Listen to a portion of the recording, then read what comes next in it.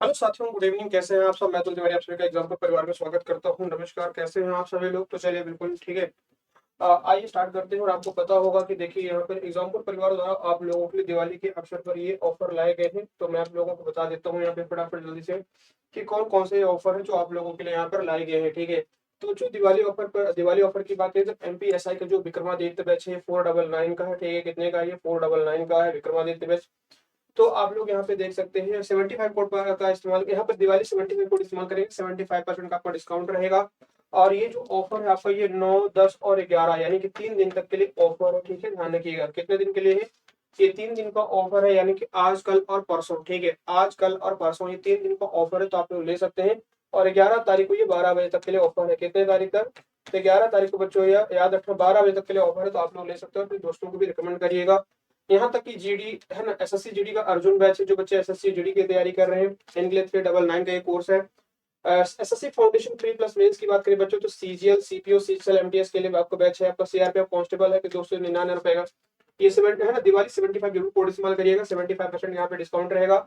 और यूपी, अगर कोई बच्चे यूपी PCS की एग्जाम की तैयारी कर रहा है या देना चाहता है, RO ARO सफलता बैच है आपके लिए, लक्ष्य बैच है, प्रारंभ बैच है, ये सारे बैचेस यूपी के एग्जाम्स के लिए, तो आप लोग यहाँ पे जुड़ सकते हैं। साथ में अगर मैं बात करूँ तो SSC की, तो बता ही दिया आप लोगों को। UPSI का है ना, तो दरोगा फैक्ट्री बैच है, RPF सुरक्षा बैच, कांस्टेबल रणभूमि बैच है ना, SI सुरक्षा बैच। तो ये सारे जो बैचेस हैं आप लोगों के लिए, आप लोग इसमें जुड़ सकते हैं। बहुत कम फीस यहाँ पर कर दी गई है, मतलब 75% डिस्काउंट। आप समझ सकते हैं कि इतना जो कम चार्ज है ये शायद ही कहीं पहले कभी ऐसा आपको देखने को मिला होगा। ठीक है, साथ में जो बच्चे BPSC की तैयारी कर रहे हैं तो उनके लिए 1249 रुपए का बैच है।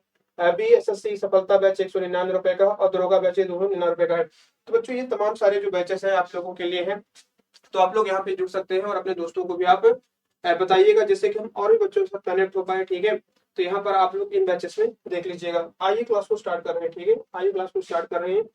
और जैसे कि आपको पता होगा, आज हमारी जिला यात्रा में जो पहला मतलब जो टॉपिक आज हमारा रहेगा वो पन्ना जिला है। ठीक है, तो आज हम लोग पन्ना जिले के बारे में तमाम सारी चीजों को कवर करेंगे। आइए देखते हैं यहाँ पे पहला क्वेश्चन हमारा क्या है। तात्या टोपे का वास्तविक नाम क्या था? ठीक है, तात्या टोपे का जो वास्तविक नाम था बच्चों ये क्या था, जरा बताएंगे कि तात्या टोपे का जो वास्तविक नाम था इनमें से क्या था? गंगाधर, रामचंद्र, रामतनु या हरिशंकर ब्रह्मचारी? तो रामचंद्र पांडुरंग टोपे। ठीक है, धन याद रखना, रामचंद्र पांडुरंग इनका नाम क्या था बच्चों? तो रामचंद्र पांडुरंग टोपे की बात करें तो याद रखना ये तात्या टोपे का पूरा नाम था। ठीक है, रामचंद्र पांडुरंग याद रखना टोपे इनका वास्तविक नाम था। और इनका जन्म कहाँ हुआ था? महाराष्ट्र में। बच्चों याद रखना इनका जन्म कहाँ हुआ था? महाराष्ट्र में हुआ था। 1857 की क्रांति में इन्होंने भाग लिया। ठीक है, 1857 की क्रांति में भाग लिया। और नाना साहब पेशवा का तो नाम आप जानते होंगे। ठीक है, नाना साहब पेशवा ने इनको याद रखना सैन्य सलाहकार बनाया था। ठीक है, नाना साहब पेशवा ने, ध्यान रखना, नाना साहब पेशवा ने इन्हें क्या बनाया था? तो नाना साहब पेशवा ने बच्चों इन्हें सैन्य सलाहकार बनाया था। ध्यान रखिएगा क्या बनाया था? सैन्य सलाहकार इन्हें अपॉइंट किया था। ध्यान रखना। ठीक है, ये कहां से नाना साहब? याद रखना ये बिठूर। बिठूर बच्चों कहां पर आते थे? बिठूर याद रखना ये कानपुर के अंतर्गत आ जाता है। ठीक है, बिठूर कहां पर आता है? तो याद रखो बच्चों ये कानपुर में आ जाता है। तो कानपुर में जब 1857 की क्रांति, मतलब कह सकते हैं कि यहाँ तक उसकी, मतलब कह सकते हैं कि आज पहुंची, या यहाँ तक जब पहुंच गया वो आंदोलन, तो याद रखना नाना साहब पेशवा को सैन्य सलाहकार बनाया था। कहां पर? तो और नाना साहब पेशवा कहाँ रहते थे? तो याद रखना बिठूर में रहते थे। इन्हें फांसी कहाँ दी गई? शिवपुरी में। ठीक है, इनको बच्चों याद रखना 18 अप्रैल, ध्यान रखना 18 अप्रैल 1859 में। ठीक है, 18 अप्रैल 1859 को इनको फांसी कहाँ दी गई? तो शिवपुरी जिले में दी गई। मध्य प्रदेश के शिवपुरी जिले में इनको फांसी दी गई। इस बात को ध्यान रखेंगे। ठीक है, मध्य प्रदेश के शिवपुरी जिले में इनको फांसी दी गई। किसे? तो याद रखना रामचंद्र पांडुरंग टोपे जी को। यही पर रामतनु किसका नाम था? तो रामतनु पांडे की बात करें बच्चों तो रामतनु पांडे, क्या लिखेंगे? रामतनु पांडे, ये किसका नाम था? तो रामतनु पांडे याद रखना आपके तानसेन का नाम था। किसका नाम था? तो तानसेन की बात करें बच्चों तो तानसेन का है ना वह नाम क्या था? तो रामतनु पांडे इनका वास्तविक नाम था। नोट करेंगे। और देखिए रामतनु पांडे की बात करें कि तानसेन की बात करें तो इनका जन्म कहाँ हुआ? ग्वालियर में। और मृत्यु भी बच्चों इनकी कहाँ? ग्वालियर में। और समाधि स्थल कहाँ पर है? तो नोट करेंगे इनकी जो समाधि स्थल है तो कहाँ पर मिल जाएगी? तो समाधि स्थल याद रखना इनकी ग्वालियर में मिलेगी। ठीक है, ध्यान रखना। हरिशंकर ब्रह्मचारी ये किसका नाम था? तो चंद्रशेखर आजाद। हरिशंकर ब्रह्मचारी की बात करें तो चंद्रशेखर आजाद की बात करें, जब बच्चों इन्होंने अपना क्रांतिकारी जब आंदोलन चलाया, चंद्रशेखर आजाद जी की बात करें तो जब इन्होंने अपना क्रांतिकारी आंदोलन चलाया तो इन्होंने अपना नाम किस नाम से रखा था, तो हरिशंकर ब्रह्मचारी के नाम से इन्होंने, जो टीकमगढ़ वाला क्षेत्र है ना, टीकमगढ़, टीकमगढ़, निवाड़ी, छतरपुर, पन्ना, यानी कि बुंदेलखंड क्षेत्र में, याद रखना इन्होंने बुंदेलखंड क्षेत्र में अपना क्रांतिकारी आंदोलन ये चलाया था। इस बात को भी आप ध्यान रखेंगे, ठीक है, बिल्कुल। ये तमाम बातें आप नोट करेंगे तो बहुत बहुत महत्वपूर्ण होगा, ठीक है। ये सारी की सारी बातें आप लोगों के लिए क्या रहेंगी, बड़ी महत्वपूर्ण रहेंगे, नोट करेंगे, ठीक है। और गंगाधर कौन थे? तात्या टोपे के ये भाई थे, ठीक है। गंगाधर कौन थे? ये भाई थे। किसके भाई थे? तो याद रखना भाई थे ये तात्या टोपे जी के, ठीक है। तात्या टोपे के क्या थे? भाई। इनको लोग देखो, रामचंद्र जो पांडुरंग है ना, इनको लोग प्यार से क्या बुलाते थे? तात्या बुलाते थे। ये जब इनका इतिहास पढ़ोगे इनके बारे में तो लिखा गया किताबों में कि इनको क्या कहते थे, प्यार से इनको याद रखना क्या बुलाते थे? तो तात्या बुलाते थे, ठीक है। क्या बुलाते थे प्यार से? तो तात्या बुलाया जाता था इनको। आइए देखिए नेक्स्ट क्वेश्चन पे क्या है हमारा। सभी को राधे राधे भाई, नमस्कार, गुड इवनिंग, शुभ संध्या, कैसे हैं आप सभी लोग? उम्मीद करता हूँ आप लोग अच्छे होंगे। राम राम भाई, राधे राधे। चलिए ठीक है, नमस्कार सभी को, नमस्कार भाई। आइए देखते हैं, तो गवर्नमेंट जो ऑर्डिनेंस फैक्ट्री जबलपुर है, इसकी स्थापना कब की गई? गवर्नमेंट जो ऑर्डिनेंस फैक्ट्री है जबलपुर, इसकी स्थापना किस वर्ष में की गई? गवर्नमेंट ऑर्डिनेंस फैक्ट्री बच्चों जो जबलपुर है, इसकी स्थापना कब की गई, ठीक है। अब गवर्नमेंट ऑर्डिनेंस फैक्ट्री है तो ये कब बनाई गई बच्चों? तो 1942 में, ठीक है, ध्यान रखेंगे। गवर्नमेंट जो ऑर्डिनेंस फैक्ट्री है, government ordnance factory, government ordnance factory, ये कहां पर? तो जबलपुर में, याद रखिएगा। आपकी इसकी स्थापना कब की गई? 1942 में जबलपुर में की गई। कहां पर?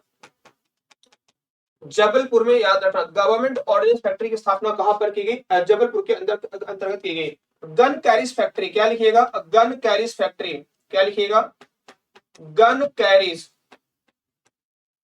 गन कैरिज फैक्ट्री की बात करें बच्चों तो इसकी स्थापना कब की गई? तो गन कैरिज फैक्ट्री, याद रखना, ये 1943 में, ठीक है। ये भी कहां पर है? जबलपुर में। ये भी कहां पर स्थित है? जबलपुर के अंतर्गत ये आ जाती है। कहां पर? जबलपुर के अंदर। 1955 में क्या स्थापित की गई? तो 1955 में, याद रखो, व्हीकल फैक्ट्री, आपने नाम सुना ना व्हीकल फैक्ट्री के बारे में। तो व्हीकल फैक्ट्री बच्चों ये कहां पर है? जबलपुर में। व्हीकल फैक्ट्री ये कहां पर स्थित है? तो ये जबलपुर में आ जाती है व्हीकल फैक्ट्री, और इसकी स्थापना कब हुई? 1955 के दौरान। और 1972 में क्या हो? ग्रे आयरन फैक्ट्री, क्या है? Grey iron, grey iron factory, और ये भी कहां पर है? ग्रे आयरन फैक्ट्री की बात करें तो ये भी जबलपुर के अंतर्गत आ जाती है। तो ये सभी की सभी जो फैक्ट्री है ये कहां पर है? जबलपुर के अंतर्गत आ जाती है। कहां पर? ये जबलपुर के अंतर्गत आ जाती है, ध्यान रखिएगा। और गन कैरिज फैक्ट्री जबलपुर में, यहाँ पर जो धनुष तोप बनाई गई, कौन सी? जो धनुष तोप है ना, ये कहां पर बनाई गई है? तो याद रखना ये जबलपुर के गन कैरिज फैक्ट्री में ये बनाई गई है, ठीक है। साथ में यहाँ पर याद रखना वन अनुसंधान केंद्र, राज्य का बच्चों जो वन अनुसंधान केंद्र है ये कहां पर है? तो वन अनुसंधान केंद्र ये आपके जबलपुर में आ जाता है, ठीक है। साथ में आपने सुना होगा क्या? तो मक्का, अंतरराष्ट्रीय मक्का और गेहूं अनुसंधान केंद्र, अंतरराष्ट्रीय, अंतरराष्ट्रीय मक्का एवं गेहूं अनुसंधान केंद्र, मक्का एवं, मक्का एवं गेहूं, मक्का एवं गेहूं अनुसंधान केंद्र, ठीक है। मक्का एवं गेहूं अनुसंधान केंद्र ये कहां पर स्थित है? तो मक्का एवं गेहूं अनुसंधान केंद्र बच्चों आपके जबलपुर में स्थित है। कहां पर है ये? जबलपुर के अंतर्गत आ जाता है। जवाहरलाल नेहरू कृषि विश्वविद्यालय ये कब बनाया गया? 1964 में। जवाहरलाल नेहरू, ठीक है, जवाहरलाल नेहरू, जवाहरलाल नेहरू कृषि विश्वविद्यालय, ठीक है। क्या लिखेंगे? कृषि विश्वविद्यालय, इसकी स्थापना कहां पर की गई? तो याद रखना जवाहरलाल नेहरू कृषि विश्वविद्यालय की स्थापना ये जबलपुर में 1964 में की गई। बाकी बहुत सारे प्लेसेस है। लम्हेटा घाट की बात कर ले, ठीक है। लम्हेटा घाट की बात करें बच्चों, ग्वारी घाट हो गया, तिलवारा घाट है ना, भेड़ा घाट है, ये सब कहाँ मिलेंगे? जबलपुर में। भेड़ा घाट में क्या? धुआंधार जलप्रपात है जो कि नर्मदा नदी पे है। रानी अवंतीबाई सागर बांध कहां पर है? ये जबलपुर के अंतर्गत आ जाता है, नर्मदा नदी में। कहां पर? जबलपुर, नर्मदा नदी में। साथ में आप ध्यान रखना रानी दुर्गावती विश्वविद्यालय यहाँ पर स्थित है। और बच्चों जियो पार्क, जियोलॉजिकल पार्क याद रखना, क्या लिखेगा? जियोलॉजिकल, भारत का पहला जियोलॉजिकल पार्क ये कहां पर स्थापित किया गया? तो याद रखना ये पहला जियोलॉजिकल पार्क है जो कि जबलपुर में स्थापित किया गया। पश्चिम मध्य रेलवे यानी कि WCR का मुख्यालय कहां पर है? जबलपुर में 2003 में स्थापित किया गया। और मध्य प्रदेश विद्युत मंडल बोर्ड का हेडक्वार्टर कहां पर? तो याद रखना ये आपका जबलपुर में, जो कि 1950 में स्थापित किया गया। इसका 1950 में स्थापित किया गया था, ध्यान रखेंगे। ठीक है, चलिए आगे बढ़ते हैं। देखो नेक्स्ट क्वेश्चन पे, नेक्स्ट क्वेश्चन हमारा क्या कहता है, वर्तमान मध्य प्रदेश में अनुसूचित जातियों के लिए आरक्षित लोकसभा क्षेत्र कौन सा है। अनुसूचित जाति यानी कि अनुसूचित जनजातियों के लिए, यानी कि एसटी के लिए बच्चों जो लोकसभा आरक्षित क्षेत्र है, लोकसभा, लोकसभा का जो आरक्षण है, ठीक है, लोकसभा जो आरक्षण है एसटी के लिए, लोकसभा सीट का, ठीक है, लोकसभा की जो सीट है इसमें एसटी के लिए जो आरक्षित सीटें हैं, ठीक है, आरक्षित सीट यानी कि जहां पर आरक्षण दिया गया है, इनमें से कौन सी ऐसी सीट है जो कि एसटी के लिए यहाँ पर रिजर्वेशन दिया गया, ठीक है, यहाँ पर एसटी के लिए, तो जो याद रखना ये मंडला हो जाएगा, ठीक है, क्या मंडला। बाकी ये जो तीनों है ना ये एससी के लिए है, यहाँ पर ये बाकी सारे में क्या है, तो एससी के लिए यहाँ पर ये रिजर्व रखी गई, किसके लिए, एससी के लिए यहाँ पर रिजर्व रखी गई है, ध्यान रखना, ठीक है, क्या होगा, एससी के लिए यहाँ पर रिजर्व रखी गई है, किसके लिए रखी गई है, एससी के लिए। तो बच्चों याद रखना आपका, जैसे मैं बात कर लेता हूँ एसटी के लिए कौन कौन सी लोकसभा क्षेत्र आरक्षित है, तो शहडोल का नाम आपने सुना होगा, ठीक है, क्या शहडोल हो गया आपका, बालाघाट, शहडोल लिख लीजिएगा, बालाघाट है आपका, ठीक है, बालाघाट, इसके अलावा मंडला, क्या लिखेंगे, मंडला। तो देखो एसटी की टोटल सबसे बड़ी बात है कि पूरे भारत में जो एसटी की सबसे ज्यादा जो सीटें हैं ना वो कहां पर आरक्षित है, तो बच्चों याद रखो सबसे ज्यादा जो एसटी की सीटें आरक्षित है पूरे देश में वो भारत में आरक्षित है, ठीक है, 6 सीटें टोटल, कितनी है एसटी के लिए, तो एसटी के लिए टोटल 6 सीटें हैं। इसके बाद लिखेंगे बैतूल, क्या लिखेगा, बैतूल लिख लीजिएगा, है ना, बैतूल हो गया। झाबुआ और रतलाम ये दोनों एक लोकसभा क्षेत्र है, क्या लिखेंगे, झाबुआ और रतलाम, ठीक है, ध्यान रखना, झाबुआ और रतलाम बच्चों ये दोनों क्या है, तो एक लोकसभा क्षेत्र है, ध्यान रखेंगे। साथ में अगर मैं बात करूं तो आपका आ जाता है क्या, धार जिला, ठीक है, कौन सा आ जाता है, मध्य प्रदेश का जो धार जिला है, नोट करेंगे, ठीक है, धार जिला।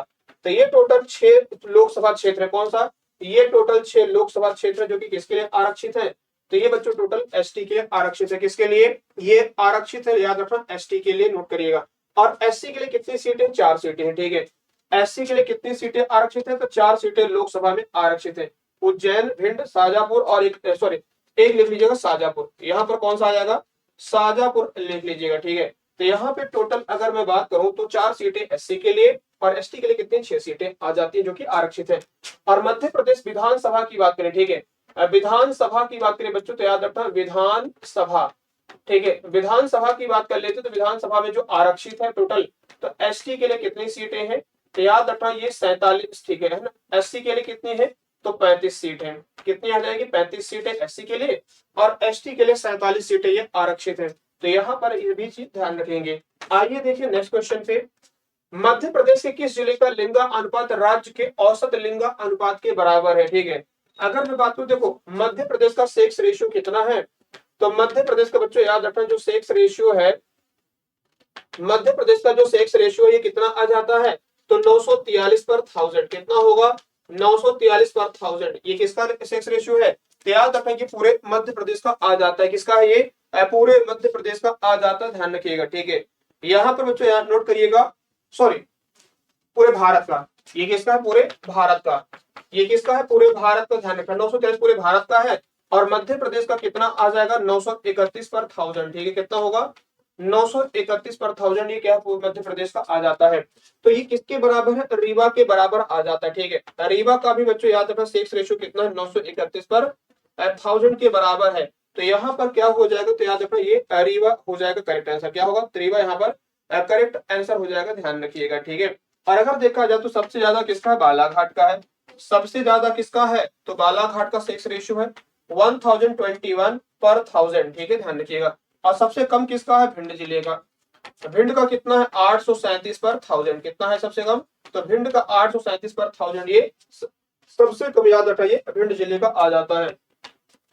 भरहुत स्तूप की खोज किस वर्ष में की गई थी, भरहुत जो स्तूप है इसकी खोज किस वर्ष में की गई थी। राधे राधे भाई, सभी को राधे राधे, नमस्कार, कैसे हैं आप सभी लोग। चलिए बिल्कुल बहुत बढ़िया, सेशन को शेयर कर लीजिएगा, जितने बच्चे मेरे साथ यहाँ पे लाइव है सभी लोग से क्लास को शेयर कर लीजिएगा। और देखिए आज हमारी जो जिला यात्रा है इसमें आज हम लोग किसके बारे में पढ़ेंगे, पन्ना जिले के बारे में कवर करेंगे, ठीक है। आज हम लोग क्या करेंगे, तो पन्ना जिले के बारे में सारी बातों को कवर करेंगे, ठीक है। आइए देखते हैं, तो भरहुत स्तूप की खोज किस वर्ष में की गई, तो बच्चों याद रखना भरहुत स्तूप 1873 में, ठीक है, अलेक्जेंडर कनिंघम के द्वारा, किसके द्वारा, 1873 में अलेक्जेंडर, क्या लिखिएगा, अलेक्जेंडर अलेक्जेंडर कनिंघम, ठीक है, नोट करेंगे, अलेक्जेंडर कनिंघम के द्वारा क्या की गई थी, तो 1873 में बच्चों ध्यान रखेंगे आपका भरत स्तूप की खोज की गई थी। भरत स्तूप कहां पर आता है, सतना में। भरहुत स्तूप कहां पर बच्चों, तो सतना में, याद रखेंगे। 1818 में सांची को खोजा गया था, ठीक है, सांची बौद्ध स्तूप, क्या लिखेगा, सांची बौद्ध स्तूप, ये कब खोजा गया, तो याद रखना 1818 में, और किसके द्वारा, जनरल टेलर के द्वारा, ठीक है, जनरल टेलर के द्वारा, ध्यान रखना। और बच्चों यहीं पर 1818 में ही बाघ गुफा को भी खोजा गया था, किसको खोजा गया था, बाघ बाघ गुफा, ध्यान रखना, ठीक है, बाघ गुफा को कब खोजा गया, 1818 में। और बाघ गुफा कहां पर है, याद रखना, धार जिले में। और याद रखना किसी जेंडर फील्ड ने खोजा था, किसने, जेंडर फील्ड के द्वारा ये खोजा गया था, ध्यान रखना, ठीक है, क्या है। चलिए आगे बढ़ जाते हैं, नेक्स्ट क्वेश्चन पर आ जाते हैं। यहाँ तक सभी ने नोट कर लिया, हाँ या ना, ठीक है, यहाँ तक सभी नोट कर लिया तो बताइएगा। 1999 में देऊर कोठार को खोजा गया, किसे खोजा गया, देऊर कोठार, ठीक है, किसे खोजा गया, तो नोट करेंगे, देऊर कोठार को खोजा गया। और देऊर कोठार ये कहां पर आता है, रीवा में आता है, ठीक है, मध्य प्रदेश के रीवा में क्या है, तो देऊर कोठार स्तूप कहां पर है, रीवा में। और यहाँ पर बच्चों याद है टोटल 49 स्तूप है, कितने स्तूप है, 49 स्तूप है, जिनमें से अगर मैं बात करूं तो 3 बड़े हैं, क्या है, 3 बड़े हैं, और 46 क्या है, छोटे हैं, ठीक है, 3 क्या है, बड़े स्तूप हैं, 3 बड़े हैं, और 46 क्या है, यहाँ पे छोटे स्तूप आ जाते हैं, क्या है, छोटे स्तूप आ जाते हैं, जो कि रीवा के कटरा क्षेत्र में। 2003 में किसको खोजा गया, भीम बेटका, ठीक है, ध्यान रखिएगा, भीम बेटका कब खोजा गया, सॉरी, भीम बेटका की बात करें बच्चों, तो भीम बेटका को कहां पर यूनेस्को की धरोहर में शामिल किया गया, 2003 में किसे शामिल किया गया, यूनेस्को की धरोहर में, याद रखिएगा, भीम बेटका को शामिल किया गया, ठीक है, भीम बेटका को 2003 में शामिल किया गया यूनेस्को की धरोहर में। और याद रखना भीम बेटका को किसने खोजा था, तो 1957-58 में, ठीक है, 1957-58 में विष्णु श्रीधर, क्या लिखेंगे, विष्णु श्रीधर वाकड़कर ने, ठीक है, विष्णु श्रीधर वाकड़कर की बात करें तो विष्णु श्रीधर वाकड़कर ने किसे खोजा था, तो याद रखना 1957-58 में भीम बेटका की खोज की थी, ठीक है। और देखो सांची बौद्ध स्तूप को कब शामिल किया गया यूनेस्को की धरोहर में, तो याद रखना 1989 में, ठीक है, सांची को कब शामिल किया गया, तो सांची बच्चों याद रखना ये यूनेस्को की धरोहर में शामिल किया गया था, कब, तो इसे यूनेस्को की धरोहर में 1989 में शामिल किया गया। और अभी भारत के 2 और मध्य प्रदेश की 2, याद रखना, ठीक है। अगर मैं बात करूं बच्चों, देखो मध्य प्रदेश की बात करें तो ग्वालियर, जो मध्य प्रदेश का Gwalior city of music, Gwalior को कहां शामिल किया गया यूनेस्को ने, तो यूनेस्को ने सिटी ऑफ म्यूजिक, ठीक है, सिटी ऑफ म्यूजिक, संगीत सिटी के तौर पर किसे शामिल किया, तो याद रखना संगीत सिटी के तौर पर बच्चों, याद रखना, ठीक है, संगीत सिटी के रूप में ग्वालियर को शामिल किया यूनेस्को ने, ठीक है, ध्यान रखना। और सिटी ऑफ साहित्य की बात करें, कोझिकोड, क्या लिखेंगे, कोझिकोड, ठीक है, कोझिकोड। और कोझिकोड बच्चों ये कहाँ का शहर है, तो याद रखना ये केरल का आ जाता है, कहाँ का, केरल का है।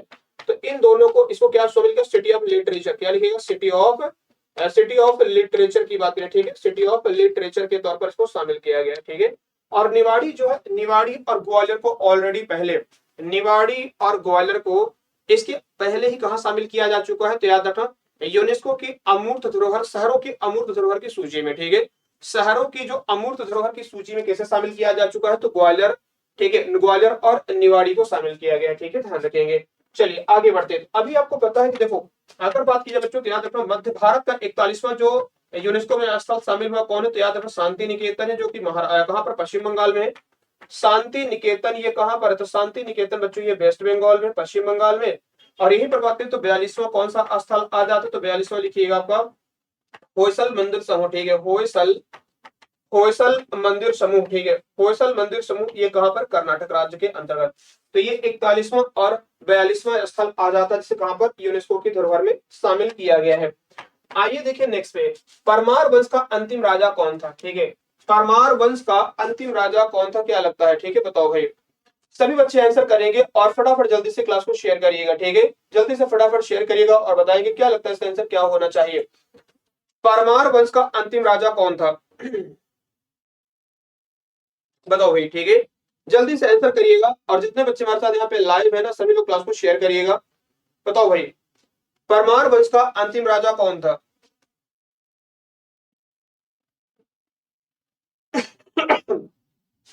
आइए देखते हैं। तो परमार वंश की बात करें बच्चों, तो अंतिम राजा कौन था, महलक देव थे। क्या नाम था, महलक देव जो है ना, ये परमार वंश के अंतिम राजा थे। 1305 में अलाउद्दीन खिलजी के साथ, किसके साथ, तो याद रखिएगा अलाउद्दीन खिलजी के साथ लड़ते हुए हारे थे, वीरगति को प्राप्त हुए, ठीक है। अलाउद्दीन खिलजी के साथ लड़ते हुए क्या हुए थे, हार गए थे। और ये क्या थे, याद रखना, ये परमार वंश के अंतिम राजा कौन थे, महलक देव थे। परमार वंश का महान राजा कौन था, महान राजा तो राजा भोज थे, लिख लीजिएगा क्या था, राजा भोजपाल। याद रखना, परमार वंश का महान राजा कौन था, भोजपाल था। और परमार वंश की स्थापना किसने की, तो नोट करेंगे, परमार वंश का जो संस्थापक, क्या लिखेंगे, परमार वंश का संस्थापक उपेंद्र कृष्ण राज प्रथम था। उपेंद्र कृष्ण राज प्रथम, ठीक है। ये कुछ बच्चों कौन था, तो लिख लीजिएगा, ये परमार वंश का क्या था, संस्थापक था, ठीक है, उपेंद्र कृष्ण राज। महान राजा कौन था, राजा भोजपाल थे। और अंतिम राजा कौन थे, तो महलक देव थे, ध्यान रखिएगा, कौन थे, महलक देव थे, इस बात को आप ध्यान रखना, ठीक, कौन थे, महलक देव थे, इस बात को आप ध्यान रखिएगा, ठीक है। चलिए शुंग वंश की बात करें बच्चों, शुंग वंश की स्थापना किसने की, पुष्यमित्र शुंग ने की, ठीक है। शुंग वंश की बात करें तो शुंग वंश का अंतिम राजा कौन था, तो सुशर्मा हुआ, ठीक है, ध्यान रखना। और शुंग वंश की स्थापना किसने की थी, पुष्यमित्र शुंग ने, ठीक है, किसने की थी, पुष्यमित्र शुंग ने इसकी स्थापना की थी, ध्यान रखिएगा, ठीक है। चलिए अगर पूछे वासुदेव द्वितीय ये किस वंश के राजा थे, तो बच्चों याद रखना, है ना, वासुदेव की बात कर लेते तो बच्चों याद रखना, ये वासुदेव द्वितीय ये क्या था, कि कुषाण वंश से संबंधित था, ठीक है, अंतिम राजा था, नोट करना। कुषाण वंश की स्थापना किसने की थी, याद रखना, पुजुल फिसेस ने, किसने, पुजुल फिसेस, ठीक है, पुजुल फिसेस की बात करें बच्चों, तो इसने क्या किया था, स्थापना की थी। और कुषाण वंश का महान राजा कौन था, कनिष्क, ठीक है, इस वंश का महान राजा कौन था, कनिष्क था, याद रखना, ठीक है, कौन सा इस वंश का महान राजा, कनिष्क था, इस बात को आप ध्यान रखेंगे। चलिए मध्य प्रदेश की मध्य प्रदेश की ग्रामीण साक्षरता कितने प्रतिशत है, मध्य प्रदेश की जो ग्रामीण साक्षरता है ये कितने प्रतिशत आ जाती, जरा बताएंगे, ठीक है। चलिए आंसर करेंगे, सभी बच्चे सेशन को शेयर करिएगा और बताएंगे क्या लगता है इसका आंसर क्या होना चाहिए, ठीक है, बताओ भाई। जितने भी बच्चे मेरे साथ यहाँ पे लाइव है सभी लोग सेशन को शेयर कर दीजिएगा और बताएंगे क्या लगता है इसका आंसर क्या होना चाहिए। तो जो याद रखना 63.94%, कितना 63.94% हो जाएगा। ये क्या है, तो याद रखना ग्रामीण साक्षरता, ठीक है, ग्रामीण साक्षरता नोट करना, ठीक है। ग्रामीण साक्षरता मध्य प्रदेश की कितनी है, तो याद रखेंगे साक्षरता क्या लिख रहा हूँ, ग्रामीण साक्षरता की बात करें तो ग्रामीण साक्षरता जो है ये मध्य प्रदेश की क्या 63.94% आ जाती है, ठीक है। तो ये महिला साक्षरता है, मध्य प्रदेश की महिला साक्षरता लिख लीजिएगा, ये क्या है, मध्य प्रदेश की महिला साक्षरता लिख लीजिएगा, मध्य प्रदेश की महिला साक्षरता कितने प्रतिशत है, तो मध्य प्रदेश की महिला साक्षरता 59.20% है, ठीक है। 78.73 क्या है, ये पुरुष है, ठीक है, क्या है ये, मेल की बात करें बच्चों, यानी कि पुरुष जो साक्षर है मध्य प्रदेश में, मेल कितने पढ़े लिखे, तो 78% के लगभग, कितने हैं, 78% के लगभग कौन है, तो पुरुष पढ़े लिखे मध्य प्रदेश में। और 82.85 ये क्या है, शहरी साक्षरता है, क्या है, शहरी साक्षरता ये मध्य प्रदेश की आ जाती है, कितनी शहरी साक्षरता ये मध्य प्रदेश की, ध्यान रखना, ठीक है। तो यहाँ पर देखेंगे तो महिला साक्षरता कितनी है, तो महिला साक्षरता 59.20% है, ग्रामीण साक्षरता 63.94% है, और शहरी साक्षरता कितनी 82.85% है, पुरुष की क्या 78.73। सबसे पढ़ा लिखा जिला कौन है, जबलपुर, ठीक है, सबसे पढ़ा लिखा जिला बच्चों कौन है, तो जबलपुर आ जाता है 82% के लगभग, ठीक है, ध्यान रखेंगे। और सबसे कम पढ़ा लिखा अलीराजपुर है, ठीक है, सबसे कम पढ़ा लिखा जिला कौन है, अलीराजपुर आ जाता है, जो कि 36.10% के लगभग है, ठीक है, ये सबसे कम पढ़ा लिखा जिला है। और ओवरऑल मध्य प्रदेश की साक्षरता दर क्या है, मध्य प्रदेश की साक्षरता दर, ये तो हमने सब गांव शहर कह लिया, महिला पुरुष कर लिया, ओवरऑल की बात कर ली, जिले की बात कर ली, और मध्य प्रदेश की साक्षरता की बात करें तो बच्चों याद रखना मध्य प्रदेश की साक्षरता कितनी हो जाती है, ठीक है, ध्यान रखना, मध्य प्रदेश की साक्षरता की बात कर लेते हैं तो नोट करिएगा यहाँ पर कितना हो जाएगा, 69% के लगभग, ठीक है, कितना आ जाता है 69% बच्चों क्या आ जाता है, तो 69% के लगभग ये क्या है, मध्य प्रदेश की साक्षरता आ जाती है, ठीक है, ध्यान रखिएगा कितना आ जाएगा 69% के लगभग क्या ये मध्य प्रदेश की साक्षरता दर आ जाती है, ध्यान रखेंगे, ठीक है। चलिए आगे बढ़ जाते हैं, यहाँ तक सबने नोट कर लिया तो बताएंगे, ठीक है, यहाँ पर सबने नोट कर लिया तो बताइएगा।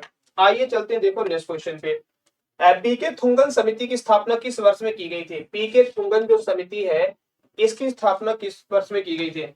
और देखिए जो पीके थुंगन समिति बच्चों ये पंचायती राज किससे संबंधित है, ये पंचायती राज से संबंधित है, ठीक है, जो पंचायती राज अधिनियम था ना, यह पंचायती क्या लिखेगा, जो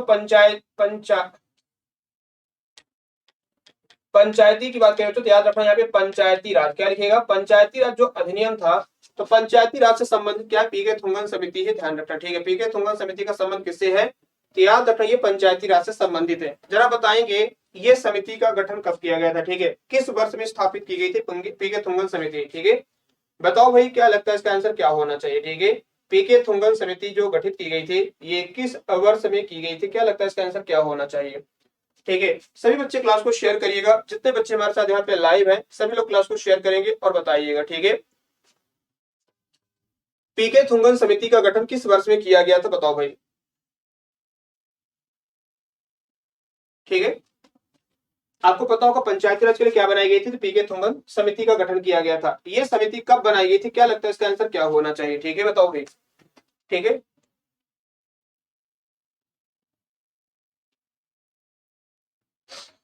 चलिए जल्दी से फटाफट आंसर करेंगे और सेशन को शेयर भी कर लीजिएगा। राधे राधे भाई, राधे राधे सभी को।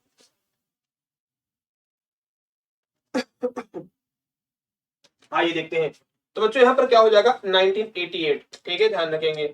पीके थुंगन जो समिति बनाई गई थी, पीके थुंगन समिति, तो याद रखो पीके थुंगन समिति का गठन कब किया गया था, 1988 में किया गया था। और इस समिति को बनाने के पीछे सबसे बड़ा उद्देश्य क्या था कि जो आपके क्या है, जैसे कि हम बात कर लेते हैं जो पंचायती राज व्यवस्था है, ठीक है, ध्यान रखना। यानी कि अगर बात की जाए तो जो आपको भारत के अंदर जो तमाम सारी अगर बात कर ले, जो सुझाव दिए गए संवैधानिक सुझावों की बात कर लेते हैं कि पंचायती राज को ज्यादा मजबूत बनाया जाए, ठीक है। तो संविधान के द्वारा, ठीक है, इसको क्या मिला, मौलिक मतलब कह सकते हैं संवैधानिक अधिकार मिले। इसके लिए पीके थुंगन समिति ने क्या की थी, सिफारिश की थी, ठीक है।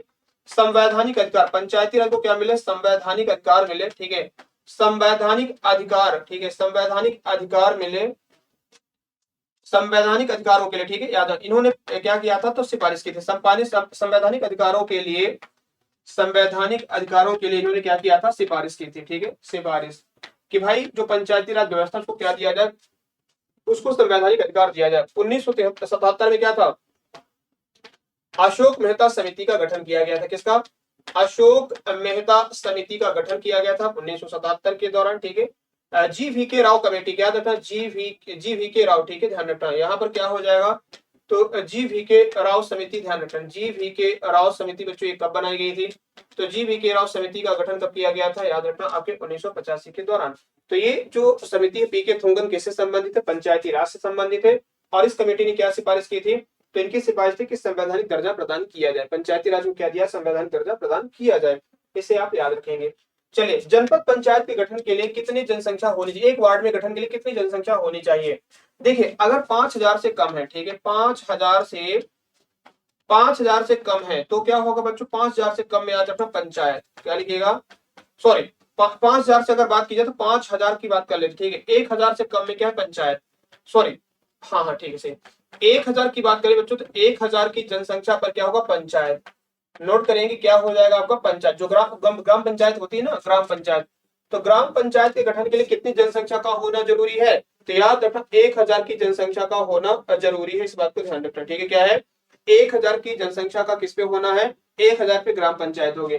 5000 से ऊपर, ठीक है, 5000 से ऊपर पर क्या होगी, 5000 की बात करें तो 5000 पे ग्राम पंचायत है, क्या है, ग्राम पंचायत याद रखना। 5000 पर क्या है, 5000 पे ग्राम पंचायत है और 50,000 पे क्या है, जिला पंचायत, ठीक है, जिला पंचायत। अगर जनसंख्या कितनी है, 50,000 है, ठीक है, तो जिला पंचायत का गठन किया जाएगा, क्या, जिला पंचायत का गठन किया जाएगा। तो याद रखना जनपद में कितना है, 1000 की जनसंख्या होनी चाहिए, कितना होनी चाहिए, 1000 की जनसंख्या, सॉरी 1000 की जनसंख्या पर क्या होगा, ग्राम पंचायत, और 5000 की जनसंख्या पर क्या होगा, तो यहाँ पर जनपद पंचायत हो जाएगा, क्या होगा, जनपद पंचायत, क्या लिखेगा, जनपद पंचायत हो जाएगा, ठीक है। जनपद पंचायत कितने पे होगी, 5000 पे होगी, 50,000 पे जिला पंचायत और 1000 पे ग्राम पंचायत होगी, ठीक है, ध्यान रखना कितनी संख्या होनी चाहिए, इतने यहाँ पर क्या होगा, जिला जनपद और ग्राम पंचायत का गठन किया जाएगा। आइए पढ़ते हैं नेक्स्ट क्वेश्चन पे, देखो क्या लगता है इसका आंसर क्या होना चाहिए, ठीक है। मध्य प्रदेश विधानसभा में अनुसूचित जाति के लिए कितनी सीटें आरक्षित की गई है। देखो अनुसूचित जाति, अनुसूचित मतलब एससी, एससी के लिए कितनी है, 35 सीटें हैं। एसटी के लिए 47 सीटें हैं। 29 सीटें किसकी, लोकसभा की है और 11 सीटें किसकी है, तो राज्यसभा की, ठीक है। 11 सीट किसकी है, तो राज्यसभा की 11 सीट है, ठीक है, ध्यान रखना कितनी सीट है, राज्यसभा के, बच्चों नोट करिएगा 11 सीट आ जाती, ठीक है, क्या है 11 सीट राज्यसभा की आ जाती, ध्यान रखेंगे। भगवंत राम मडलोई किस वर्ष मध्य प्रदेश के मुख्यमंत्री बनाए गए थे, ठीक है, भगवंत राम मडलोई जो है ये किस वर्ष में मध्य प्रदेश के ये मुख्यमंत्री बनाए गए थे, जरा बताइएगा, ठीक है। भगवंत राम मडलोई जो है ना ये मध्य प्रदेश के मुख्यमंत्री किस वर्ष में बनाए गए थे, बताइएगा, ठीक है। चलिए क्या लगता है इसका आंसर क्या होना चाहिए, भगवंत राम मडलोई। तो बच्चों याद रखना 1962, ठीक है, ध्यान रखना 1962, ये क्या थे 1962, भगवंत राम मडलोई ये मध्य प्रदेश के मुख्यमंत्री कब रहते हैं, तो याद रखना बच्चों 1962 हो जाएगा, ठीक है। ईयर क्या था 1900, देखो 1957 में कौन था, तो आप जानते हैं पंडित रविशंकर शुक्ल जी की मृत्यु के बाद ये 1957 से 1962 तक क्या रहे, तो मध्य प्रदेश के मुख्यमंत्री थे।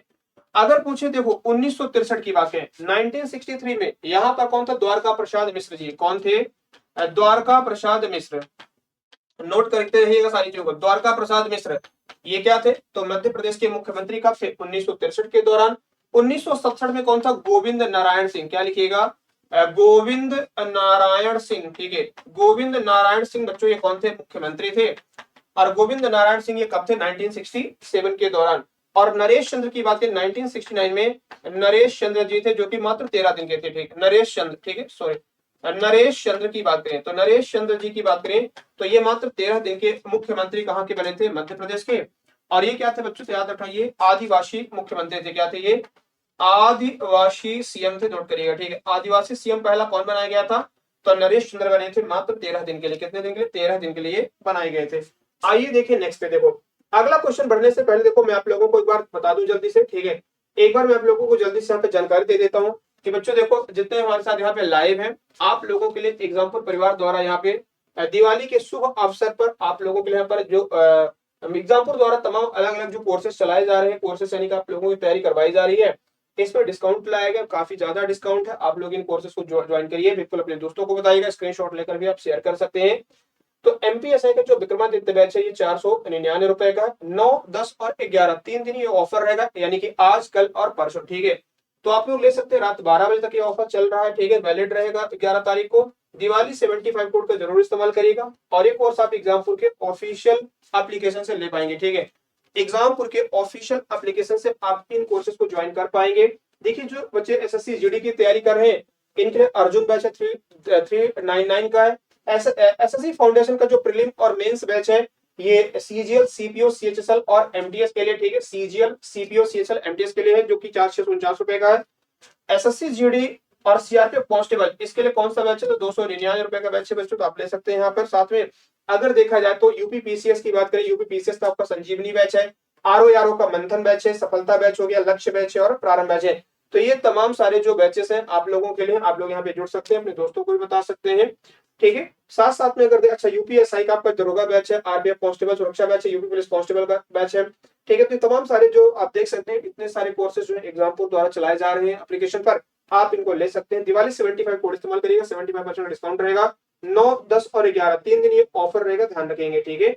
और जो बच्चे बीपीएससी की तैयारी कर रहे हैं, बीपीएससी देना चाहते हैं उनके लिए कौटिल्य बैच है 1249 रुपए का, बीएसएससी सफलता बैच 199 रुपए का और बीपीएससी बिहार दरोगा बैच 299 रुपए का। तो आप लोग इन कोर्सेज को ज्वाइन कर सकते हैं। और देखिए कोई क्वेरी है तो एग्जाम्पल के दिए गए नंबरों पे आप कॉल कर सकते हैं। यहाँ पे देखिए नंबर दे रखा है, ये बच्चों आपका व्हाट्सएप नंबर है, ठीक है, ये क्या व्हाट्सएप नंबर है और ये आपका कॉलिंग नंबर है। तो आप इन नंबरों पे कॉल कर सकते हैं और अपने दोस्तों से, है ना, अपने दोस्तों को बता सकते हैं और ज्वाइन करिए, ठीक है। चलिए आइए स्टार्ट करते हैं। देखो आगे मैं बढ़ू इससे चला इससे पहले लोग क्या करते हैं, पन्ना जिला करते हैं, ठीक है। आइए आज हमारा जो यहाँ पे जिला यात्रा में बच्चों आज हमारा क्या रहेगा, पन्ना जिला आज हम लोग कवर करने वाले हैं, ठीक है। तो फिर हम ऑब्जेक्टिव कर लेंगे, ठीक है, ऑब्जेक्टिव आपको होमवर्क में देंगे। आइए चलते हैं अपने पन्ना जिला के बारे में, ठीक है, कहाँ चलते हैं, पन्ना जिले के बारे में। तो पन्ना जो जिला है बच्चों ये मध्य प्रदेश के सागर संभाग में आता है, ठीक है। सागर संभाग में कौन आता है, तो पन्ना जिला आता है मध्य प्रदेश के। कहां पर मिलेगा, तो ये उत्तर क्षेत्र में मिलेगा, कहां पर, उत्तरी भाग में।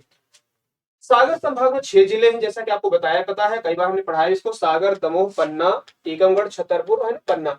तो ये जो जिले हैं, ठीक है, ध्यान रखना कौन सा आ जाएगा, तो सागर, दमोह, पन्ना, निवाड़ी, ठीक है, यहाँ पे लिख लीजिएगा निवाड़ी। पन्ना 2 बार है, यहाँ पर क्या लिख लीजिएगा, निवाड़ी, ठीक है, क्या लिखेंगे, निवाड़ी। ये किस में आते हैं, तो याद रखना बच्चों ये सागर संभाग के अंतर्गत आ जाते हैं, ठीक है, ये कहाँ आते हैं, सागर संभाग के अंतर्गत आ जाते हैं। जो पन्ना जिला है, ठीक है, ध्यान रखिएगा क्या है, पन्ना जो जिला बच्चों ये 20 अक्टूबर 1972 को सागर संभाग बनने के पूर्व रीवा संभाग के अंतर्गत आता था। 1972 20 अक्टूबर 1972 से पहले, ठीक है, 20 अक्टूबर 1972 से पहले अगर हम बात करें तो जो आपका सागर संभाग, जो आपका कौन सा था, पन्ना जिला था, ये सागर संभाग की बजाय कहाँ था, रीवा संभाग में था। कहां पर था ये, रीवा संभाग के अंतर्गत ये आता था। पन्ना की बात करें, पन्ना जिले के गठन राज्य पुनर्गठन अधिनियम के तहत 1 नवंबर 1956 में किया गया था। यानी कि जो जिले का गठन हुआ था, पन्ना जिले का गठन कब हुआ था, 1 नवंबर 1956 में हुआ।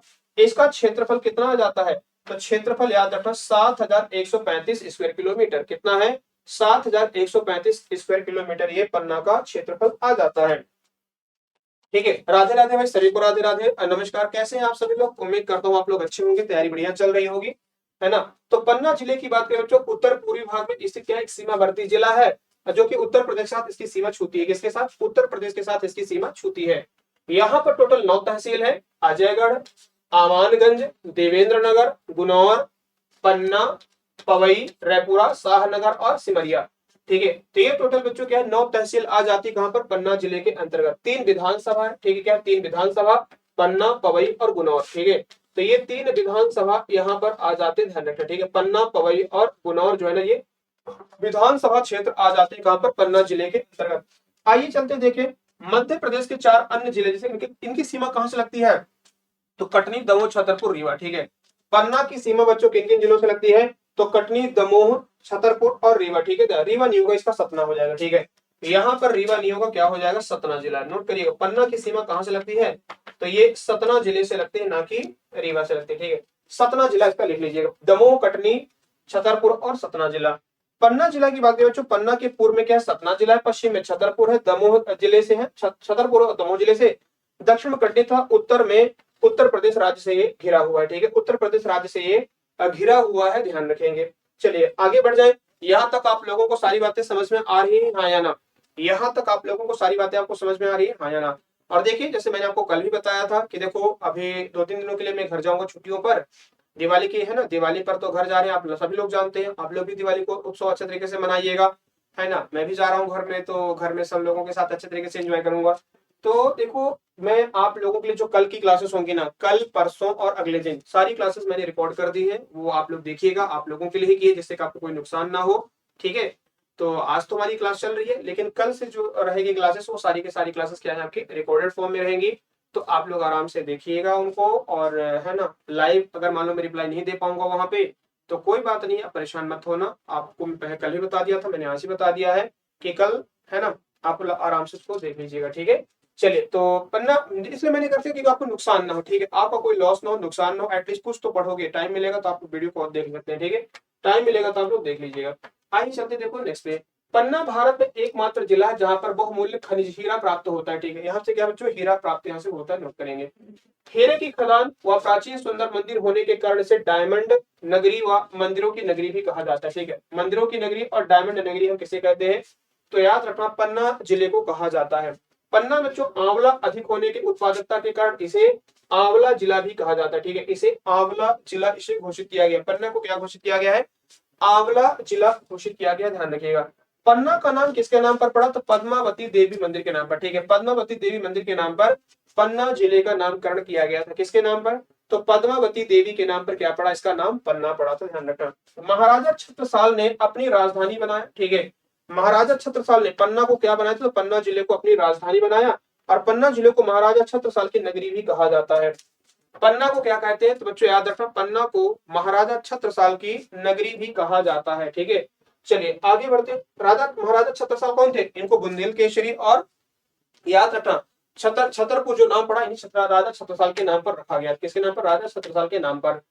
आजयगढ़ जो तहसील है, जो क्षेत्रफल की दृष्टि से मध्य प्रदेश की सबसे छोटी तहसील है। ठीक है, याद रखिएगा, जो आजयगढ़ तहसील है, ये क्षेत्रफल की दृष्टि से क्या है, ये सबसे छोटी तहसील मध्य प्रदेश की आ जाती है।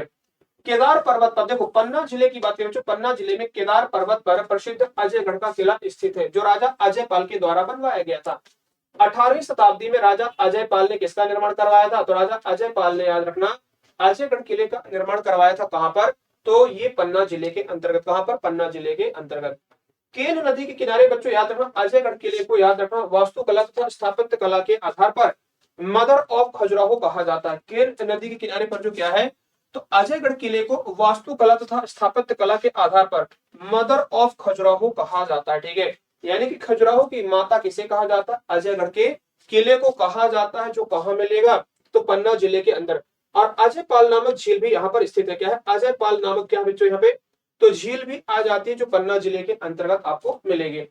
अजयगढ़ किले की बात करें तो राजा अमन का महल, अजयगढ़ का जो किला है इसके अंदर राजा अमन का महल है, जिसका निर्माण भी याद रखना राजा अजय पाल द्वारा करवाया गया था। जो अमन का महल है ना, ये भी किसने बनवाया, राजा अजय पाल जी के द्वारा इस महल का भी निर्माण करवाया गया था। कहां पर, अजयगढ़ किले के अंतर्गत।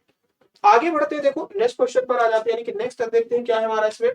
तो गंगऊ वन्यजीव अभ्यारण्य क्या है, गंगऊ वन्यजीव जो अभ्यारण्य है ये पन्ना में है, और इसकी स्थापना 1975 में की गई। कहां पर की गई, तो पन्ना जिले के अंदर, याद रखना 1975 में गंगऊ वन्य जीव अभ्यारण्य बनाया गया। ठीक है, इसकी स्थापना 1975 में की गई। पन्ना बच्चों जो राष्ट्रीय उद्यान है, पन्ना राष्ट्रीय उद्यान की बात करें तो इसकी स्थापना 1981 में की गई। पन्ना नेशनल पार्क की स्थापना कब की गई, 1981 में की गई। और पन्ना राष्ट्रीय उद्यान में मध्य प्रदेश का एकमात्र यहाँ पर रेप्टाइल पार्क है। ठीक है, क्या है, रेप्टाइल पार्क है। रेप्टाइल पार्क मतलब अगर बात की तो छोटे मोटे जो जीव जंतु कीड़े मकोड़े होते हैं, तो रेप्टाइल कहते हैं, जो कहां पर मिलेगा आपको, तो पन्ना जिले के अंतर्गत। पन्ना राष्ट्रीय उद्यान को वर्ष 1994 में प्रोजेक्ट टाइगर में शामिल किया गया। कहां पर, प्रोजेक्ट टाइगर में पन्ना नेशनल पार्क को शामिल किया गया।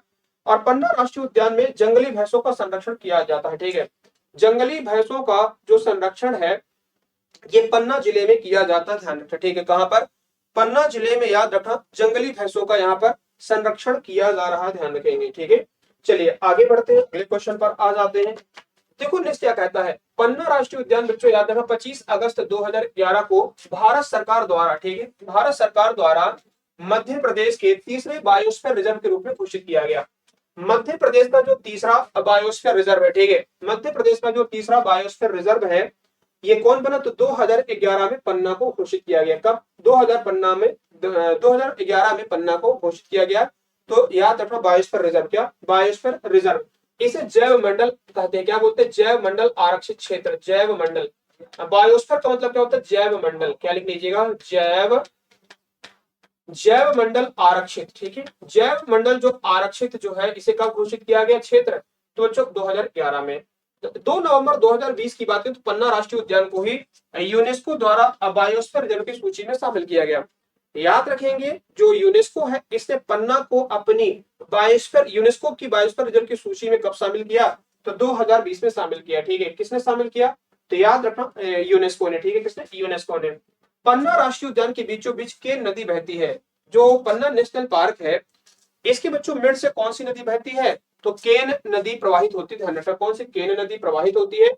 और केन नदी को पन्ना राष्ट्रीय उद्यान की जीवन रेखा कहते हैं। क्या बोलते हैं, पन्ना राष्ट्रीय उद्यान की जीवन रेखा किसे कहा जाता है, तो केन नदी को कहते हैं। ठीक है, किसे कहते हैं, केन नदी को पन्ना राष्ट्रीय उद्यान की जीवन रेखा के तौर पर इसे जानते हैं, ध्यान रखेंगे। पन्ना राष्ट्रीय उद्यान के अंतर्गत देखो पांडव जलप्रपात तथा गाथा जलप्रपात, दो जलप्रपात है। एक तो पांडव जलप्रपात यहाँ पर याद रखेंगे, और दूसरा गाथा जलप्रपात है। ये कहाँ मिलेगा, पन्ना राष्ट्रीय उद्यान के, सॉरी पन्ना जिले के अंदर। कहां पर, पन्ना जिले के अंतर्गत। पन्ना राष्ट्रीय उद्यान के अंदर केन नदी पर क्या, घड़ियाल व मगरमच्छ का संरक्षण किया जा रहा है। किसका, घड़ियाल व मगरमच्छ का संरक्षण कहां पर किया जा रहा है, तो पन्ना राष्ट्रीय उद्यान के अंतर्गत। ठीक है, कहां पर, पन्ना राष्ट्रीय उद्यान के अंतर्गत बच्चों ध्यान रखना घड़ियाल व मगरमच्छ का संरक्षण किया जा रहा है, इस बात को भी आप ध्यान रखेंगे। चलिए, केन घड़ियाल अभ्यारण्य के नाम से जाना जाता है, जो पन्ना व छतरपुर में। ठीक है, केन बच्चों क्या है, तो केन घड़ियाल के नाम से इस अभ्यारण्य को भी जानते हैं। ठीक है, केन घड़ियाल जो अभ्यारण्य है ये कहां पर है, तो याद रखना ये दोनों जिलों में आ जाता है, पन्ना और छतरपुर। ठीक है, तो पन्ना और छतरपुर जिले में क्या है, केन घड़ियाल संरक्षण किया जा रहा है, केन घड़ियाल और मगरमच्छ का संरक्षण किया जा रहा है। और केन बच्चों, केन नदी यहाँ पर प्रवाहित हुई, क्या, केन नदी पर ये वन्य जीव अभ्यारण्य बनाया गया है। पन्ना जिले का जो औद्योगिक केंद्र कौन सा, पुरैना। पुरैना बच्चों ये जो औद्योगिक केंद्र ये कहां पर है, याद रखेंगे आपके पन्ना में है। और यहाँ पर सीमेंट की फैक्ट्री है, क्या है, सीमेंट फैक्ट्री यहाँ पर स्टेब्लिश की गई है, यानी कि सीमेंट उद्योग के लिए क्षेत्र फेमस है। पांडव जलप्रपात व गुफाएं हैं पन्ना में, क्या, पन्ना जिले में जो पांडव जलप्रपात व पांडव गुफाएं मिल जाएंगी। ठीक है, क्या, पांडव गुफाएं। और पांडव गुफाएं कहां पर है, तो पांडव गुफा याद रखना आपके पचमढ़ी में भी है। कहां पर है, पांडव गुफा पचमढ़ी में भी है। ऐसा माना जाता है कि इस स्थान पर महाभारत काल में अज्ञातवास के समय पांडवों ने कुछ समय बिताया होगा। तो नोट करेंगे कहां पर, पन्ना के अलावा आपके पचमढ़ी में भी आ जाता है। पन्ना जिले के बच्चों हीरे के लिए मझगवां, ठीक है, ध्यान रखना। मझगवां की बात करें, हिनौता, रामखेरिया, उथली, ये जो 4 खदानें हैं, कौन कौन सी खदान है, 4 बच्चों यहाँ पर माइंस है। मझगवां, हिनौता, उथली और रामखेरिया, ये चारों खान का हीरे की जो खान है ये कहाँ मिलेगी, पन्ना जिले में मिल जाती है, पन्ना क्षेत्र में मिल जाते हैं। यहाँ पर ये खदान बड़ी फेमस है, ठीक है, ध्यान रखना है। तो हिनौता लिख लीजिए, क्या हिनौता, हिनौता के अलावा क्या क्या लिख लीजिएगा, यहाँ पर क्या लिखेंगे, हिनौता, हिनौता के अलावा रामखेरिया, उथली और मझगवां याद रखेंगे। पन्ना जिले का जो बच्चों जो हिनौता खदान में 2009 से हीरा उत्खनन का कार्य नेशनल मिनरल डेवलपमेंट कॉर्पोरेशन द्वारा किया जा रहा है, ठीक है, याद रखना। एनएमडीसी यानी कि जो नेशनल मिनरल डेवलपमेंट कॉर्पोरेशन है, इसके द्वारा 2009 से हीरे का उत्खनन कहां से किया जा रहा है, पन्ना के हिनौता खदान से किया जा रहा है। कहां पर, पन्ना के हिनौता खदान से ये किया जा रहा है, इस बात को भी आप ध्यान रखेंगे। आइए देखिए नेक्स्ट पे, पन्ना जिला बच्चों जब मझगवां की हीरे खदान यहाँ केंद्र सरकार के उपक्रम द्वारा ये हीरा उत्खनन कार्य किया जा रहा है, ठीक है। मझगवां जो कि पन्ना में क्या आता है, मझगवां है, यहां से भी याद रखिएगा हीरे का उत्खनन किया जा रहा है। पन्ना जिले में देखो बलदेव जी का मंदिर है, किसका है, बलदेव जी का प्रसिद्ध मंदिर कहां पर मिलेगा, तो पन्ना में, याद रखना बच्चों, बलदेव जी का प्रसिद्ध मंदिर है, जो कि इटालियन विशेषज्ञ मानली के निर्देशन में लंदन स्थित कैथेड्रल पैलेस की तर्ज पर बना है, ठीक है, किस पर, जो कैथेड्रल पैलेस है जो कहां पर स्थित है, लंदन में, उसी के नमूने पर क्या बना है, तो पन्ना जिले का जो प्रसिद्ध मंदिर है, ठीक है, ध्यान रखना। ये इटालियन है ना, इटालियन विशेषज्ञ किसका नाम है, तो मानली, ठीक है, मानली के निर्देशन में लंदन स्थित जो कैथेड्रल पैलेस है इसके तर्ज पर ये बनाया गया है। पन्ना में भगवान श्री कृष्ण का जुगल किशोर मंदिर है, इसमें श्री कृष्ण की क्या है, मूर्ति रखी गई है। और बच्चों श्री कृष्ण के मुख की ठुड्डी पर हीरा जड़ा हुआ क्या है, श्री कृष्ण के मुख की जो ठुड्डी है, ठीक है, यहाँ पर याद रखना जो इस पर क्या लगा हुआ है, तो नोट करिएगा, हीरा यहाँ पर जड़ा गया है, ठीक है, हीरा जड़ा गया है। पन्ना जिले में क्या गुंबदनुमा प्राणनाथ का प्रसिद्ध मंदिर है, क्या प्राणनाथ का प्रसिद्ध मंदिर है, और इस मंदिर में संत प्राणनाथ की प्रतिमा समाधि बनाएंगे, ठीक है, इस मंदिर में संत प्राणनाथ की समाधि यहाँ पर बनी हुई, किसकी, प्राणनाथ की यहाँ पर समाधि बनी हुई है, इस बात को आप नोट करेंगे। चलिए आगे देखें, पन्ना में देखो प्रगामी संप्रदाय का महत्वपूर्ण केंद्र है तथा ताजमहल की आकृति का एक यहाँ पर मंदिर है, ठीक है, याद रखो जो कि है ना, यहाँ पर देखा जाए तो प्रगामी संप्रदाय का यहाँ पर महत्वपूर्ण केंद्र रहा है, और ताजमहल की आकृति का यहाँ पर क्या है, एक मंदिर भी आपको देखने को मिलेगा पन्ना में। पन्ना जिले के लक्ष्मीपुर में वर्ष 1975-76 में नवजीवन शिविर के नाम से एक खुली जेल खोली गई थी, जिसे 1990 में बंद कर दिया गया, ठीक है। नवजीवन के नाम से बच्चों याद रखना, जैसे मुंगावली में बनाई गई थी ना, मुंगावली में भी एक नवजीवन के नाम से जेल बनाई गई थी, खुली जेल, लेकिन वो तो आज भी है मुंगावली वाले, ठीक है, लेकिन इसे बंद कर दिया गया, ठीक है, क्या ये बंद कर दिया गया, ध्यान रखना। पन्ना जिले में किशोर सिंह समाधि स्थित है, क्या किशोर सिंह की समाधि कहां पर, पन्ना जिले में है, और राज्य सरकार द्वारा इसे संरक्षित स्थल घोषित किया गया, क्या राज्य सरकार द्वारा इसे एक संरक्षित स्थल में किशोर सिंह की समाधि को रखा गया है, जो कहां मिलेगी, पन्ना जिले के अंतर्गत, कहां पर, पन्ना जिले के अंतर्गत, ध्यान रखिएगा। पन्ना में बच्चों केन व किलकिला नदी प्रवाहित होती है, क्या केन व किलकिला नदी, ये दोनों कहां है, पन्ना जिले में प्रवाहित होती है। दधीच मंदिर, प्राणनाथ मंदिर, पद्मावती मंदिर, जुगल किशोर मंदिर, बलदेव जी का मंदिर, ये सब कहां मिल जाएंगे, पन्ना जिले के अंतर्गत मिल जाएंगे, कहां पर, ये पन्ना जिले के अंदर सारे मिल जाएंगे, इस बात को ध्यान रखना, ठीक है, सब कहां मिलेंगे, पन्ना जिले के अंतर्गत ये आपको मिल जाएंगे, ठीक है, ध्यान रखिएगा। चलिए, तो आप लोगों के लिए जो आज हमारा होमवर्क है, ठीक है, आप लोगों के लिए जो आज हमारा होमवर्क का क्वेश्चन क्या है, होमवर्क का क्वेश्चन है कि भारत मध्य प्रदेश का पहला प्रोटेम स्पीकर कौन था, ठीक है, pro tem speaker of Madhya Pradesh, first pro tem speaker of Madhya Pradesh. तो आप लोग इसका कमेंट करके जवाब दीजिएगा, ठीक है, आप लोग इसका कमेंट करके जवाब दीजिएगा कि पहला जो प्रोटेम स्पीकर मध्य प्रदेश का था ये कौन था, आप लोग इसका जवाब दीजिएगा। और देखो चलते चलते मैं फिर से एक बार आपको बता दूं कि देखिए आप लोगों के लिए बच्चों एग्जाम्पल परिवार द्वारा यहाँ पर ऑफर लाया गया है कुछ कोर्सेज में, जैसे मैं बात करूं तो एमपीएसआई अगर आप तैयारी कर रहे हैं, तो जो बच्चे एमपीएसआई की तैयारी करें, आप लोगों के लिए विक्रमादित्य बैच है जो कि 499 रुपए का है, 9, 10 और 11, ये ऑफर 3 दिन के लिए है, यानी कि आज, कल और परसों, ठीक है, आज, कल, परसों ये 3 दिनों के लिए ऑफर लाया गया, तो आप लोग जुड़ सकते हैं, और 11 तारीख को 12 बजे तक के लिए ऑफर रहेगा। दिए गए नंबरों पे आप कॉल कर सकते हैं, कोई क्वेरी है तो दिवाली 75 कोड जरूर इस्तेमाल करिएगा, 75% का डिस्काउंट रहेगा। इसके अलावा अगर देखें तो आपका क्या आ जाता है, तो बच्चे एसएससी जीडी का अर्जुन बैच है, एसएससी फाउंडेशन जो है प्रीलिम प्लस मेंस के लिए, सीजीएल, सीपीओ, सीएसएल और एमटीएस का बैच 649 रुपए का है, और एसएससी जीडी 2023 सीआरपीएफ के लिए का है कांस्टेबल बैच, ध्यान रखें 299 का। तो यहाँ पर भी दिवाली 75 कोड इस्तेमाल करेंगे, 75% का आपको डिस्काउंट रहेगा। साथ बच्चों यूपी पीसीएस का जो आपका संजीवनी बैच है, आरओ का मंथन बैच है, ठीक है, सफलता बैच आपका है, संकल्प बैच आपका है, लक्ष्य बैच आपका, तो सारे जो बैचेस हैं आप लोगों के लिए है, ठीक है। क्या है ये सभी बच्चे आप लोगों के लिए, तो आप लोग यहाँ पे आप लोग जुड़िए, अपने दोस्तों को बताइएगा, शेयर करिएगा, जिससे कि हम और भी बच्चों के साथ कनेक्ट हो पाए। साथ साथ में देखो बता दूं कि जो बच्चे एसएससी, अच्छा एसएससी जीडी तो बता ही दिया, यूपी पुलिस कांस्टेबल क्या लिखेगा, यूपी पुलिस कांस्टेबल का रणभूमि बैच है, सुरक्षा बैच है आपके, आरपीएफ कांस्टेबल का यूपीएसआई दरोगा फैक्ट्री बैच है, और यूपी आरपीएफएसआई सुरक्षा बैच 499 का। ये सारे बैचेस आप लोगों के लिए, आप लोग यहाँ पे जुड़ सकते हैं। साथ में बीपीएससी कौटिल्य बैच है, जो कि कितने का है, तो बच्चों याद रखो 1249 रुपए का है। बीएसएससी 2023 सफलता बैच 199 रुपए का है, और बीपीएससी बिहार दरोगा बैच 299 रुपए का है, ठीक है। तो ये तमाम सारे जो क्लासेस हैं ये आप लोगों के लिए है। तो उम्मीद करता हूँ कि आप लोगों ने इन चीजों को समझा होगा। आप लोग इसको शेयर करिएगा अपने दोस्तों के साथ, ठीक है, आप लोग शेयर करिएगा अपने दोस्तों के साथ, जिससे कि हम और भी बच्चों के साथ कनेक्ट हो पाए, ठीक है, और बच्चों के साथ कनेक्ट हो पाए। और देखिए कल से मैं लाइव क्लास नहीं ले पाऊंगा, कल से रिकॉर्डेड क्लास मेरी रहेगी, तो आप लोग आराम से उनको देखिएगा, तो काफी कुछ चीजें सीखने को मिलेंगी। अपनी तैयारी बेहतर बना के रखिएगा, ठीक है, और बाकी मिलते हैं फिर। और उम्मीद करता हूँ कि आप लोगों को सेक्शन समझ में आया होगा। कहीं कोई कंफ्यूजन, कोई डाउट है तो मुझे कमेंट बॉक्स में मुझसे पूछ सकते हैं, मैं आपको वहाँ पे रिप्लाई दे दूंगा, ठीक है, वहां पे मैं आप लोगों को रिप्लाई दे दूंगा। तो चलिए फिर सेशन को यहीं पे समाप्त करते हैं, ठीक है, सेशन को यहीं पे समाप्त करते हैं। और आप लोग अपना ध्यान रखेंगे, take care, bye bye, good night, शुभ रात्रि।